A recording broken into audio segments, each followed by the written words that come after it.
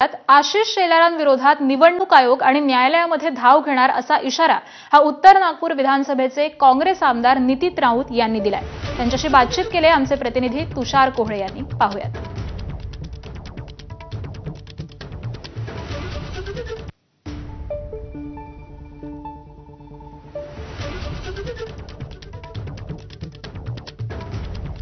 तर काल आशिष शेलार यांनी पत्रकार परिषदेत अनेक पुरावे दिलेले होते। मतदार सारखंच आहे, म्हणजे दुबार मतदार आहे, पण मतदार यादीत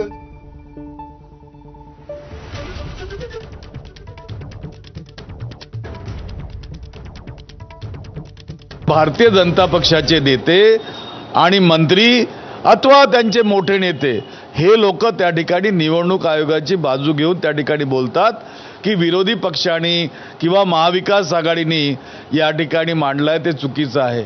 मला या ठिकाणी प्रश्न पडतो की आज निवडणूक आयोग शांत का, तो गप्प का?